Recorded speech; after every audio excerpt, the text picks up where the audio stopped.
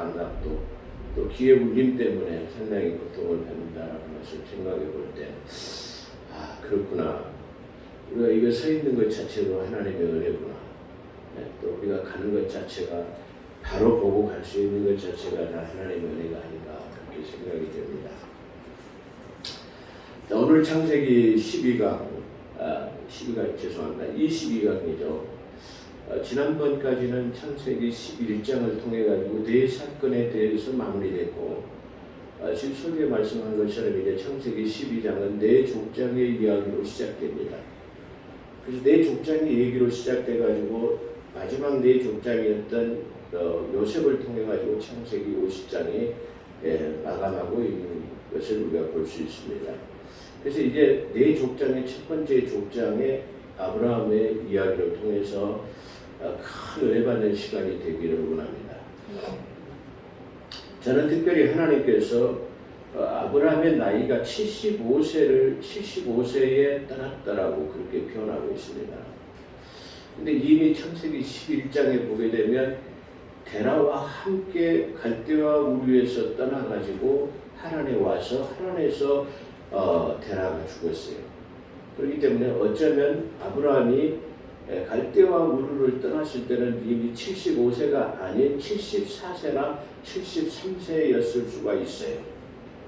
그런데 갈대와 우르에서 하란에서 와가지고 하란에서 다시 메소포타미아를 걸쳐가지고 가나안 땅을 향해서 떠나는 것. 하란에서 떠났을 때 나이를 75세라고 기록하고 있어요. 거기에 저는 상당히 대단한 은혜가 있다. 그렇게 생각이 됐습니다. 왜 그러냐면 만약에 이 하란을 떠난다라고 하는 것은 내 친척 본토 아비집을 완전하게 떠나는 것인데 갈대와 우르를 떠나서 하란에서 정착해가지고 거기서 머물러서 만약에 아브라함이 80세에서 떠났다면 하란에서 떠날 때 나이가 80세였더라. 그렇게 기록할 수가 있었을 것입니다. 그런데 여기서 갈대와 우르에서 떠난 나이를 기록하지 아니하고 하란에서 떠난 나이를 75세라고. 그러니까 어쩌면 소비에 말하는 것처럼 그가 74세나 73세에 떠났을지도 모르지만 지금 하란에서 떠나는 것, 완전히 떠나는 것을 지금 기록하고 있다. 거기에 특별한 은혜가 있다. 그렇게 생각이 됩니다. 오늘 우리는 아브라함을 지금 공부하면서 기록된 말씀을 통해 가지고 아브라함처럼 친척 본토 완전하게 하란을 떠난 나이가 75세가 된 것처럼 오늘 우리도 아브라함처럼 세상 모든 것을 다 내려놓고 떠나가는 믿음의 여정을 시작하는 그런 기회가 되시기를 주님으로 축원합니다. 그런 측면에서 우리는 똑같은 지금 성경 속에 아브라함이라는 그 인물을 통해서 그 아브라함이 믿음의 사람, 기록된 사람의 어떤 이야기가 아닌 바로 아브라함처럼 내가 이렇게 믿음의 여정을 새롭게 오늘 쓰겠다. 믿음의 역사를 오늘 내가 새롭게 쓰고 새로운 아브라함이 저 적과 꿀에 흐르는 가나안 땅을 떠난 것처럼 내가 새롭게 시작해야 되겠다고 하는 그런 은혜의 시간이 되기를 주의 이름으로 축원합니다. 그래서 하나님을 떠난 나이가 75세라는 뜻은 바로 그가 완전하게 세상으로부터 분리되고 믿음을 향해서 떠나가기 시작한 나이가 바로 그렇게 되어진 것이 아닌가 그렇게 생각이 됩니다. 그런 것처럼 우리는 어쩌게 되면 지금 이 세상 나이가 필요 없는 믿음의 나이로 한다면 오늘 성찬식과 함께 아브라함과의 여행을 통해 가지고 오늘 우리는 한 살, 믿음의 나이가 바로 한 살이 되어졌으면 좋겠습니다. 그래서 시간이 지나면 점점점 우리 믿음이 장성해지는 그런 결과를 가져왔으면 좋겠습니다. 오늘 1절에 보니까 여호와께서 이르시되라고 출발합니다. 근데 다시 말하면 이 성경 창세기 1장에서 11장에까지 내용을 보면은 여호와 하나님이라는 말이 나오는데 그것은 당신 스스로 자기를 지칭할 때 쓰는 이야기입니다. 근데 여기 사람에 대해서 어떤 구원의 계획을 가지고 계시면서 하나님께서 여호와께서 이르시되라는 말입니다. 그 말은 여호와를 쓸 때는 우리가 출애굽기를 통해 가지고 우리가 볼 수 있었던 것처럼 저 430년 동안이나 애굽에서 종살이하던 그들에게 찾아오셨습니다. 모세에게 찾아오신 하나님께서는 야, 내가 너희 믿음의 조상 아브라함과 이삭과 야곱의 조상이로다. 내가 너희 하나님으로서 너희를 내가 구원해 내겠다라고 모세에게 나타나셨습니다. 그래요. 우리가 그런 얘기를 듣긴 들었습니다. 그래서 당신의 이름이 뭔데요? 라고 물어보죠. 그래서 하나님께서 나의 이름을 여호와라 하라. 스스로 계신 분으로서 나는 너희를 구원할 자이심을 드러내는 이름이 여호와라는 뜻입니다. 그런 뜻에서 지금 아브라함에 오셔서 첫 번째 말씀하신 것이 여호와께서 아브라함에게 이르시되라는 말은 구원자인 하나님으로 오셔서 이제부터 내가 너희를 구원으로 이끄시겠다라고 하는 뜻이 그 속에 들어있다는 사실을 우리가 기억해야 할 것입니다. 그래서 여호와께서 이르시대로 시작되는 본장은 언약과 구원의 신을 부를 때, 그러니까 언약의 관계, 당신은 나의 하나님이 되고 나는 나는 당신의 백성입니다라고의 고백할 때 야훼 여호와를 표현하는 것이다. 그렇게 말할 수 있을 것입니다. 그래서 구원의 역사는 아브라함을 통하여서 구체적으로 이루어져 가고 있음을 아브라함을 통해서 이제 시작하겠다라고 하는 것을 시사하고 있는 그런 대목이다. 그렇게 말씀드릴 수 있을 것입니다. 아브라함을 중심한 인류 구원의 역사는 단호하면서도 강력한 의지를 은연중에 나타내십니다. 왜 그러냐면 강력한 그것을 말하는 본토, 내 친척, 아비 집을 떠나라 그거예요. 그러니까 막연하게 나타나신 하나님이 은연중에 이르시되 아브라함에게 내 친척 본토 아비 집을 떠나라 라고 말씀하시지만 그 말은 강력한, 그리고 은연중에서도 하지만 강력한 하나님의 메시지가 그 속에 들어있다는 것을 우리가 말합니다. 그래서 단호하면서도 강력한 의지를 나타내는 것인데 그 강력하게 은연중에 나타내신 하나님의 말씀은 본토를 떠나라, 내 친척도 떠나라, 내 아비 집을 떠나라 라는 것입니다.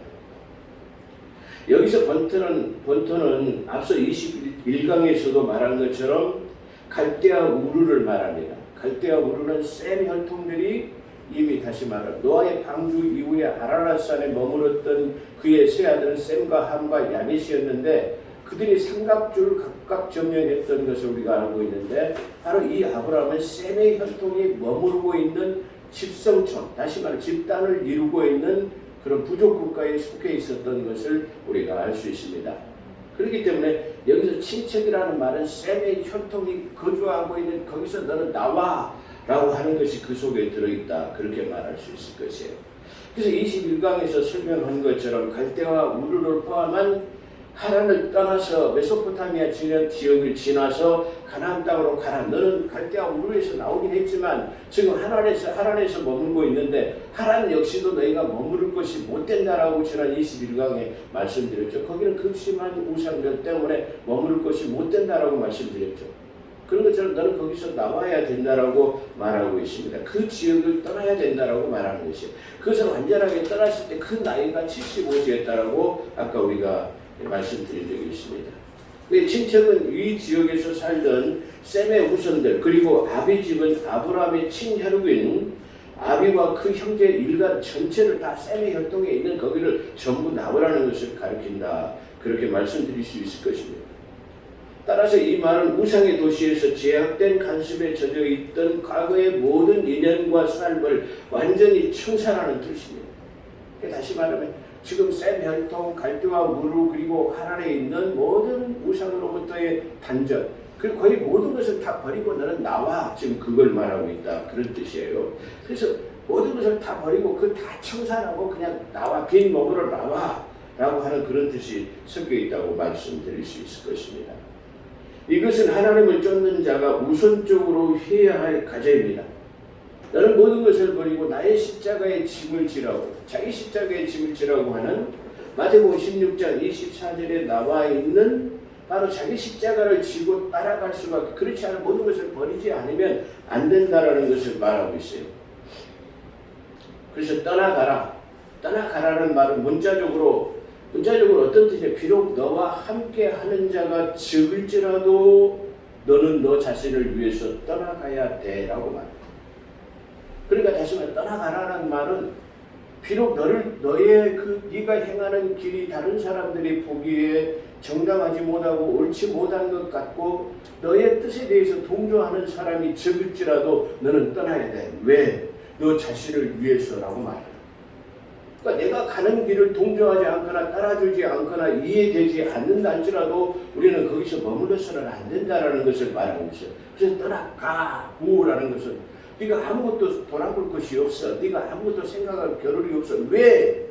너는 네 자신이 중요하기 때문에, 네 영원한 생명이 중요하기 때문에 다른 거치는 것을 바라볼 필요가 없어라고 하는 뜻이 그 속에 포함되어 있다는 거예요.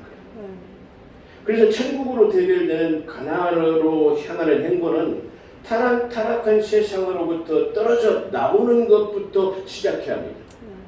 그러니까 천국에 들어가는 것은 타락한 세상으로부터의 그것을 완전히 정리하고 차단시키고 떨어져 나오는 것을 말해요. 그 떠나 나온 뒤에는 일단 떠나가야 됩니다. 떠나온 뒤에는 어떻게 하죠? 뒤를 돌아보지 말아야 됩니다. 그래서 창세기 19장 17절에 보게 되면 저 소돔 사람들을 구해낼 때에 그렇습니다. 지금 노아의 가족들을 걸어낼 때 지금 그 천사들은 급박합니다. 그 곧바로 지금 유황불이 쏟아질 것이고 지진과 아니 유황불과 이런 모든 것이 쏟아질 것인데 이들이 지체하고 있습니다. 그래서 그 내용에 보게 되면 그들의 손을 잡아서 이끌어내면서 하는 말이 있습니다. 그 사람은 두 천사를 말하고 두 천사들이 그 사람들이 그들을 그랬습니다. 그러니까 노아와 두 딸, 세 명을 네 명이죠. 맨 처음에는 네 명인 거죠. 노아의 부부와 두 딸, 네 사람이었죠. 그들을 이끌어낸 후에 이르되 도망하여 생명을 보존하라 그렇게 말씀하십니다. 그런데 여기서 생명을 보존하면서 하는 말이 있는데 돌아보거나 들에 머물지 말라 그랬습니다. 내 생명을 보존하기 위해서는 너희가 떨어져 나왔으면 뒤를 돌아볼 겨를이 없고 머물지 말아라 그런 말이에요. 그래서 뒤를 돌아보거나 들에 머물지 말라 그랬어요. 그렇게 19장 17절에 말하고 있는데 26절에 롯의 아내는 오면서 뒤를 어떻게 있어요? 가다가 뒤를 돌아다 봤어요. 뒤를 돌아서 보지 말라고 했는데 그래서 소금 기둥에 되었다고 26절에 증거하고 있습니다. 또 누가복음 9장 62절에 보면 예수께서 이르시되 손에 쟁기를 잡은 자가 뒤를 돌아보는 자는 하나님의 나라에 합당하지 아니한다. 쟁기를 잡았으면 앞으로 반드시 보고 가야만이 이 고량이나 제대로 읽어질 건데 쟁기를 잡은 사람이 뒤로 돌아다 버리면 바로 이랑은 제대로 타지지 않는 것이죠. 마치 그래서 쟁기를 잡은 자의 비유를 통해서 예수님께서는 말씀하신데 그래서 손에 쟁기를 잡고 뒤를 돌아보는 자는 하나님의 나라라고 하는 곳에 합당하지 아니하니라 하시니라 그렇게 말씀하십니다. 그런 것처럼 여기서 두 번째 명령은 내가 내게 지시할 땅으로 내가 보여주고자 하는 땅 그러죠. 그 땅으로 가라고요. 그러니까 어디라고 지목해 주면서 어디라고 지적하면서 그쪽으로 가라 하는 것이 아니에요. 그랬을 때 그들은 비로소 저 갈대아우르를 떠나고 하란에 와서 머물러 버리고 하란을 완전히 떠났을 때 그때서야 어디로 가라고 지시하겠죠. 그런 것처럼 히브리서 기자는 히브리서 11장 8절에 보면 갈 바를 알지 못하고 나갔으며 중요한 것은 어디로 가라는 것이 아니라 갈 바를 알지 못하고 어디를 지시하지 않고 무조건 너는 나와라고 하는 거예요. 우리가 중요한 것은 어디로 가라 하면 차라리 좋겠죠. 어디로 가라 하면 차라리 낫겠죠. 그러는데 목표를 설정해 주지 않은 상태에서 너는 나와야 돼. 무조건 너는 나와야 거기서 산다라는 거예요. 마치 우리가 홍수에 떠내려 가고 있는데 무조건 건져내야만이 그 사람을 살 수 있는, 건져내지 않으면 죽을 수밖에 없는 것처럼 무조건 너는 나와야 살 수 있다는 거예요. 그래서 히브리서 기자는 11장 8절에 갈 바를 알지 못하고 나갔으며 이처럼 하나님께서는 자신의 모든 인생을 맡긴 채 그렇죠. 오직 당신의 인도하심을 쫓아서 한 발자국 한 발자국 발걸음을 옮겨 나가는 순종의 사람을 통해서 새 역사를 창조하시고 또 믿음의 가게인 계보를 형성해 가셨다는 것을 우리는 성경을 통해서 알 수 있는 것입니다. 그런 것처럼 번토를 포기할 때 그렇습니다. 그러면 내 번토 친척 아비집을 포기해가지고 그러면 궁극적으로 결과적으로 아브라함은 무엇을 얻었느냐? 그러면 아주 위대한 것을 얻었죠. 왜냐하면 번토를 포기할 때 다시 자기 그 그 집성촌을 이루고 있는 그 족속들이 머무는 곳을 떠났을 때에 자기가 배운 작은 땅보다는 한 나라라고 하는 가나안 땅 전체를 유업으로 물러받게 됐습니다. 그러니까 자기 본토를 포기했을 때 다시 말하면 가나안 땅이라는 유업을 물려받았을 뿐만 아니라 친척을 떠났을 때 그랬습니다. 그 친척을 떠났을 때 민족들의 아버지가 되는 모든 아브라함의 혈통, 아브라함의 믿음의 씨를 통해서 온 세상에 구원을 받는 민족들을 얻게 됐다라는 것을 우리가 알 수 있어요. 아비집이라고 하는 것은 아브라함이 어쩌면 장자로서 자기 집에서 아버지의 두 몫의 분깃을 받아요. 아브라함은 우리가 지난번에 앞서 공부한 것처럼 나홀과 하란이라는 그 형제간이 세 명이 있었다라는 것을 우리가 알 수 있는 거죠. 그 세 명의 형제간이 분배를 받는데 아브라함은 장자였다고 한다면 그 나머지 두 형제보다 두 몫의 분깃을 받아요. 다른 형제보다 한 몫을 더 받아요. 그렇지만 그 한 몫을 더 받는 것을 포기했을 때 우리는 어떻게 돼요? 그 영적인 유산의 복으로 거대한 영적인 모든 민족의 아비가 되어지는 아비의 것을 포기했을 때 모든 것을 소유할 수 있는 그런 복을 누리는 그런 축복을 우리가 아브라함은 얻었다는 거예요.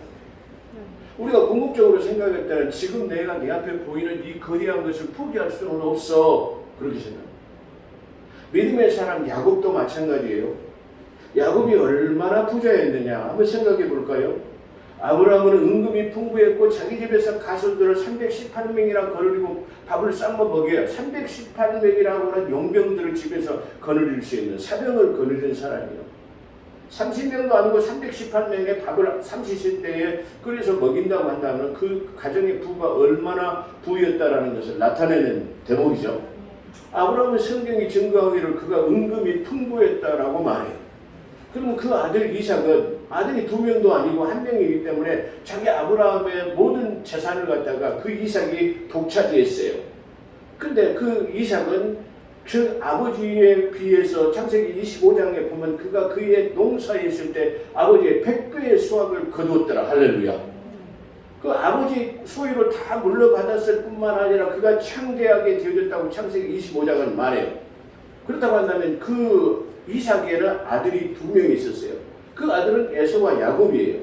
자, 에서는 장자이기 때문에 두 몫의 분깃을 받는다 할지라도 이 야곱에게 분배되는 재산은 막대한 것이에요. 왜 그러냐면 자기 아버지 이삭의 유산을 갖다가 세 몫으로 나눠가지고 두 몫은 형이 가져가고 한 몫을 물려받는다 할지라도 야곱에게는 엄청난 재산을 물려받는 것이에요. 그러나 그 야곱은 자기 아버지의 눈에 보이는 유산을 포기한 것입니다. 보이지 않는 하나님의 영적인 유산인 거대한 복을 자기가 더 누렸기 때문에 그 모든 것을 포기해버리고 자기 삼촌 나만의 집으로 도망가야 했다는 사실이에요. 만약에 야곱이 자기 아버지의 그 많은 재산을 포기하지 않았다면, 만약에 눈에 보이는 그 재산을 포기하지 않았다면 그런 믿음의 조상, 축복의 조상이 될 수 없었을 뿐만 아니라 믿음의 계보는 다시 야곱이 아닌 에서를 통해서 이어졌을 수도 있는 대목입니다. 우리는 항상 추구하는 것이 보이지 않는 영의 세계라고 하는, 말로는 항상 영의 세계, 영적인 세계를 갈구하면서도 우리 항상 뭘 추구하는, 눈에 보이는 것에 더 반응하고 살아갑니다. 당장 이 돈이 필요한 것입니다. 당장 돈은 내가 쓸 곳이 어디에다 써야 되고 어디에다 써야 되고 이것이 없이는 유지해 갈 수 없습니다. 그렇기 때문에 보이지 않는 영적 세계보다는 보이는 육의 것을 더 우리가 추구하고 살아간다는 것을 말하고 있는 대목입니다.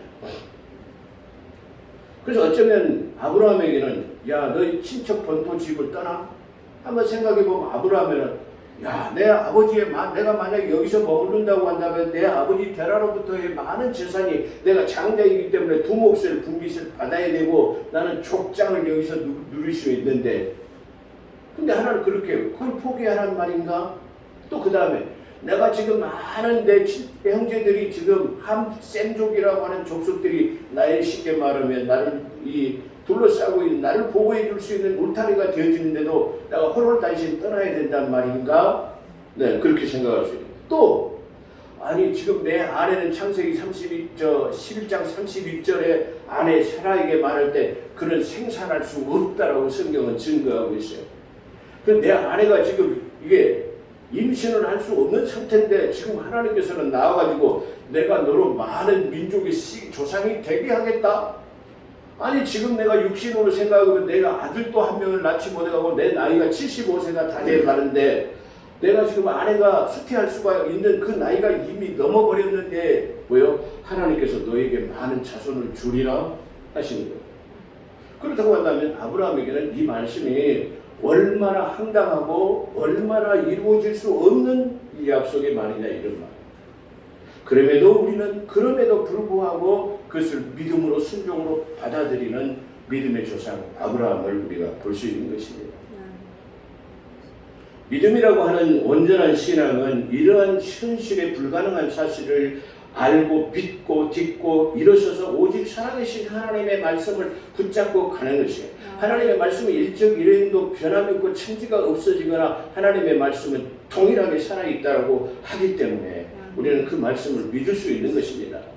인류 역사 4,000년의 구약과 신약의 2,000년의 역사를 통해서 하나님은 어떠한 형편과 처지에서도 당신의 사랑하는 자녀들을 포기하지 아니하시고 그들이 때로는 하나님의 마음을 아프게 하고 하나님을 떠났을지라도 하나님은 다시 징치하시고 해처리를 대는 한이 있더라도 다시 그 백성을 일으켜 세우시는 하나님을 볼 때에 그 전능하신 하나님은 절대로 우리를 배반하지 않고 우리를 버리지 않으시는 하나님이기 때문에 그 신실하신 하나님은 우리는 지금 내 앞에서 그것이 불합리하게 보이고 내 생각과 맞지 않는다 할지라도 우리는 하나님을 섬기고 따라갈 수 있는 것입니다. 히브리서 11장 2절에는 그렇게 말하고 있습니다. 믿음은 바라는 것들의 실상이다. 바라는 것. 지금 보이지 않는 미지의 세계이지만 보이지 않아요. 근데 그것이 내게 실상으로 나타날 때만이 그것이 믿음이에요. 여러분은 오늘 실상을 갖게 되시기를 주의 이름 축원합니다. 믿음으로 바라는 것이 있어야 돼요. 그러잖아요. 어떤 건축자들도 마찬가지입니다. 어떤 건축자가 자기의 흔 집을 헐고 거기다 새로운 집을 지으려면 그걸 다 무효로 끝내야 돼요. 다 없애야 돼요. 그 다음에요 자기가 상상하는 그 설계도가 있을 거예요. 나는 어떤 집을 지어야 되겠다. 2층으로 지으냐 3층으로 지으냐 동양으로 지으냐 북향으로 지으냐 방을 몇 개로 하느냐 연못은 두냐 안 두냐 꽃은 어디다 심느냐의 계열이 자기의 구상으로 떠올랐을 때 그 구상을 갖다가 설계도에다 맡겨서 이렇게 집을 짓겠노라 하면 그 설계도에 조감도가 서게 되고 그 조감도에 똑같은 건축물이 서게 되는 것입니다. 그런 것처럼 나와 여러분도 바라는 것을 심게 되시기를 주의를 축원합니다. 뭔가 내가 그냥 두루뭉술하게 추구하는 것이 아니라 어떤 목표를 설정해놓고 나는 이렇게 되리라고 하는 구상을 그것을 바라는 것으로 딱 세워놨을 때 그 바라는 것이 실상으로 나타나야 그것이 믿음이다라는 거예요. 우리는 오늘 이 시간 아브라함과 여행을 떠나면서 우리는 바램이라고 하는 미지의 세계, 내가 앞으로의 5년 후가 어떻게 되어지게 되었다. 앞으로 10년 후가 어떻게 되어졌으면 좋겠다. 내 자녀는 어떠한 자녀가 되어졌으면 좋겠다. 아니면 내 배우자는 어떠한 사람을 살겠다. 어떤 그 주일학교 교사 자녀의 그 간증을 제가 들어봤어요. 신랑을 얻을 때 이런 직장을 가지고 키는 180cm가 되어지는 신랑을 얻었으면 좋겠다 그러는데 나중에 딱 자기 앞에 나타난 사람이 그런 직장을 가지고 키가 180이 되어서 딱 나타났다는 간증을 들었어요. 그것이 그렇게 되어졌을 때 하나님은 내가 기도한 것이 내가 바람이 그렇게 이루어주시는 하나님이라는 것을 우리가 체험해야 되지 않겠습니까? 할렐루야. 그래서 기독교라는 종교, 우리가 예수 그리스도를 믿는 우리는 교회라고 하는 것은 우리의 바람이 이루어졌을 때 뭐가 생기죠? 그 체험을 통해 가지고 내가 확신이 생기는 거예요. 내가 바랬는데 그게 얼마 전에 바랬는데 그것이 이루어지더라. 내가 내 아들을 위해서 어떤 배우자를 구했는데 그것이 그대로 성취되더라. 내 딸을 위해서 어떤 사유를 얻고자 했는데 그것이 성취되더라. 아니면 내 사업이 앞으로 어떻게 되어질 것을 하나님 앞에 바랬더니 그것이 그대로 이루어졌더라고 했을 때에 그게 내 체험이 되고 내 신앙이 간증이 되어지기 때문에 내 신앙이 점점 더 굳건해지고 어떠한 환난과 시련과 풍파가 와도 우리가 변치 않는 신앙이 될 수 있다는 사실입니다. 그래서 히브리서 11장 2절에 1절 2절은 믿음은 바라는 것들의 실상이요 보이지 않는 것들의 증거로 나타나는 것입니다. 선진들이 이로써 증거를 선진들이라고는 모든 믿음의 사람들이 이와 같이 바람을 통해 가지고 그것이 성취되어지는 것을 내가 증거로 삼고 하나님은 이런 하나님이었다라고 증거하는 것입니다. 그 간증이 나와 여러분에게 있어질 때 신앙이 월등하게 더 성장될 수 있다는 사실을 우리에게 알려주는 것입니다. 하나님께서는 아브라함에게 지금 내가 복을 주어 그랬습니다. 복을 준다라는 어떤 것이 내 마음에 내가 주체이기 때문에 내가 마음대로 주거나 빼줄 수 있는 것이에요. 내가 내 것이기 때문에 내가 가지고 있는 걸 소유를 줄 때 내가 줄 수 있거나 뺏을 수 있거나 안 줄 수 있는 주체이다. 내가 복을 준다라는 말은 복이 하나님께로부터 하나님의 주체라는 거예요. 하나님이 주거나 뺏을 수 있다라는 것을 말하는 대목이에요. 내가 너를 복을 줄게 라는. 그러니까 복을 가지고 있지 않으면 줄 수 없다라는 건 간단한 진리죠. 그런 것처럼 복의 객체 주체는 바로 하나님이시다라는 것을 알려주는 대목이에요. 복의 주체자이심이 분명히 밝히는 부분. 내가 복을 너에게 주겠다라는 게 시편 16편 2절에도 보면 내가 여호와께 아뢰되 주는 나의 주님이시니 주밖에는 나의 복이 없나이다. 복이 올 수 있는 것이 나 주님밖에 없다. 복을 줄 수 있는 것은 주님밖에 없다라는 거예요. 눈을 들어 산을 보라 너희 도움이 어디서 없고 천지 만물 지으신 여호와께로다. 할렐루야. 눈을 들어서 모든 산을 봐도 어디서요? 복이 어디서 옵니까? 여호와 하나님 천지 만물 지으신 여호와 하나님께라고 시편에 다윗은 고백한 것처럼 16편 2절에도 역시 그렇게 고백합니다. 나는 주님이시니 주밖에는 나의 복이 없나이다. 따라서 하나님의 약속하신 복은 결코 취소될 수 없는 것이에요. 여러분이 한 번만 하나님의 복을 받으십시오. 내가 그래 너를 복이 있다 하리라. 그 축복을 받게 되시기를 주의는 축원합니다. 아벨이 산 제사를 드려가지고 그의 영원한 제사로 인침을 받은 것처럼 우리는 한 번만 하나님께 인침을 받으면 되는 거예요. 하나님께 옳다 인정함을 받으면 그걸로 여러분의 삶은 그야말로 끝이에요. 불행의 끝, 행복의 시작이 될 수 있다는 거예요. 왜 우리는 그것을 볼 수 있냐면 앞전에 우리가 창세기를 공부할 때 창세기 9장에서 우리는 이상한 것을 발견할 수가 있어요. 어떤 것이냐 그러면 창세기 9장 1절에 노아의 후손들이 지금 아라랏산에 첫 발을 내밀었을 때 하나님께서 야벳과 함과 셈에게 복을 주시니라. 할렐루야. 그리고 복을 내주셔버렸어요. 근데 얼마 시간이 지난 다음에 누구예요? 함이 자기 아버지에게 아버지가 자녀를 저주할 만큼의 아주 심각한 범죄를 저질렀어요. 그랬는데 그 심각한 범죄를 저질렀으면 어때요? 인간이 그 함을 갖다가 죄에 대해서 징치를 해야 되는데 하지 않아요. 그러니까 죄는 함이 지었는데 함은 이미 하나님께 복을 받아버렸어요. 그렇기 때문에 그 받은 복은 취소할 수 없어요. 그런데 중요한 사실은 그 9장 이후에 보게 되면 가나안이라고 하는 함의 아들이 뭐요? 죄를 대신받아요. 할렐루야. 이건 하나님이 옳다 인정하시면 사람이 굽게 할 수 없고 하나님이 굽게 하는 사람이 곱게 할 수 없다는 사실을 나타내는 거예요.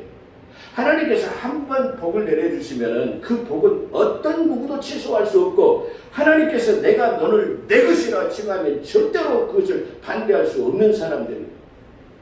인터넷에도 보면 한 번 구원은 영원한 구원이냐 기냐 아니냐 여러 가지 학설들을 말해요.